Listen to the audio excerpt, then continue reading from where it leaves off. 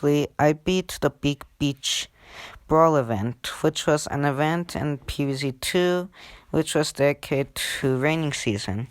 And this event had sort of like a big wave beach kind of theme to it, which is why I somewhat title my videos on it the Big Wave Beach expansions because they're when you think about it. Because I beat them, so today I'm gonna be making a review on it, on the new zombies, the new plants, and overall my opinions on it. So yeah, everyone welcome to the Big Beach Brawl review. So first of all, I'm gonna be talking about the new zombies. One of these, or three of these, are returning from the first game, and the other one is a brand new zombie. The first three returning are all three variants of the Ducky Tube zombie from PvZ1, which could only appear during the pool levels. So in Plants vs Zombies 2, they got a new feature, which is that when they're in water, they get a slight boost in speed, and once they're on land, they just act like your basic regular zombie. So yeah, as you can see, nothing much really changed to them other than the speed factor in land and water. Now I feel like them returning these three zombies is, I guess, a alright move, but to be honest, with how much they've been doing nostalgia pawning with other plants, yeah, I'm not sure how this one is gonna go, but they're not too bad with zombie. There is also something, apparently, which is a glitch that basically makes it so sometimes the brown code variant of Ducky Tube doesn't have the Ducky Tube at all. So it's just like the basic from modern day. So yeah, I don't know what's up with that, but apparently it can happen. So yeah.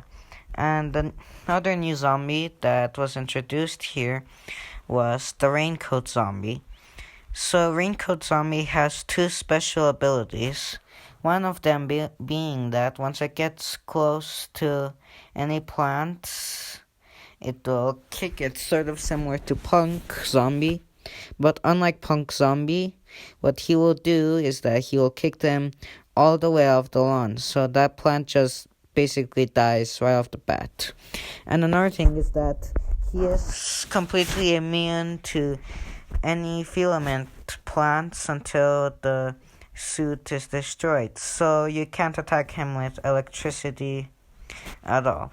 Now I feel like the Punk edition, like that he can kick plants out the lawn, is already good by itself. I feel like they probably didn't have to add the filament part, but it does somewhat help because the electric peel tournament was coming around the corner when the event released. So it's a pretty cool feature, I guess, to not make players use basically some filament plants in the game to counter him, kind of like how a lot of people use lightning reed spam on almost every single level.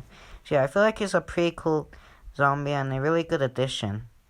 So yeah, and now we're gonna be talking about the new plants. We're talking about the new plants. So kind of similar to the zombies, one was brought back and one is brand new. The brand new one being, like I said earlier, electric peel. So what electric peel does is that it somewhat acts similar to boomerang, which basically means that it can shoot a boomerang and it comes back to it after dealing damage to the zombie. This is exactly what electric peel does, but instead of a boomerang, a banana peel.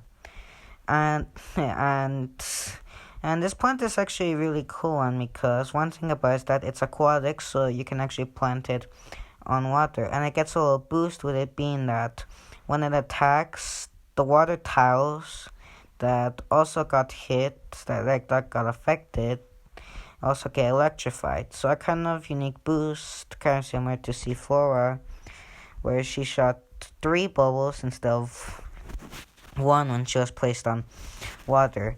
I feel like this is actually a really cool plant. It's got a pretty unique concept, and it's overall really interesting to use and can go well along with different strategies of the water of the aquatic plant feature. Its plant food being that it summons a dragon, kind of like the Chinese New Year dragon, I guess. And it does somewhat similar to its regular attack does, but it does quite a lot of damage. Overall, Electric Peel is a really good plant. If you want to unlock it, then can by playing the arena season. So yeah, which is up right now. So you can go ahead and check that out. It's a really cool plant and has a pretty unique concept. And the other new plant, like I said, that is being brought back, that being Seashroom. Now, I'm not going to go too much detail into what Seashroom does because I'm probably gonna make its own video talking about it. But what I will say is that it acts basically kind of the same as Puffshroom. So yeah, remember how Seashroom was basically Puffshroom's aquatic cousin? Yeah, it's kind of the same here. But its plant food does spawn a clone of it rather than basically activating every single Puffshroom to attack. So yeah, basically once you plant food a specific Seashroom, it will spawn another clone of itself, which I guess it's a good addition to the plant food, but either way, we need this because the plant food itself is already really overpowered. So yeah, I don't know what purpose it really had, but okay, cool. I guess standing out, this is what the developers wanted to do. So anyway, now I'm gonna talk about the event itself. So the event introduced its kind of unique gimmick. So you know how ancient Egypt, Dark Ages had graves? Well, Big Wave Beach decided to give itself one of those. These being in the form of puddles.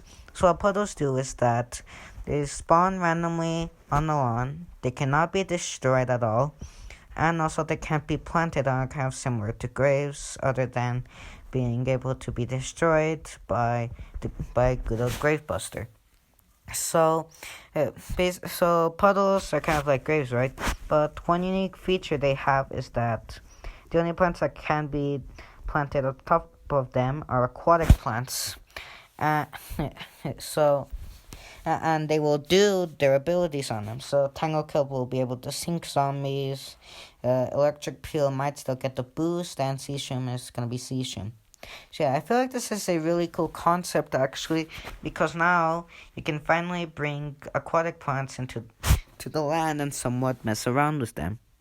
So yeah, they are somewhat fun to play with, and overall they're actually pretty good. So yeah, another thing is that there are somewhat specific rules for being able to plant in them. One of them is that apparently the brighter ones are less deep than the darker ones, if I remember correctly. So you can't actually plant Tangle Kelp on one of them because of how deep it is. Which I feel like is somewhat interesting, because Tangle Kelp being the only one, but I'm not complaining because puddles are honestly really fun. The event also had some Dark Ages filled kind of levels, which they had the Dark Ages 1 stuff, and they just brought every single Big Wave Beach zombie into them. Now this is actually somewhat cool, I guess, but they probably could have just done their own nighttime for Big Wave Beach, like how they did with Pool, and they just combined night and Pool and added some fog. And Big Wave Beach could have probably done that without the fog, or maybe with the fog to make it somewhat interesting, especially because raining season is the somewhat main theme of this event. The event unfortunately doesn't have a Zomba, so with level 15, its final level being somewhat similar to what every single event has had, or what Ancient Egypt, Pirate Seas, and Wild West had before before the 1.7 update, where basically it was just a very big level with every single zombie coming to you in large crowds. But overall, the event was really fun.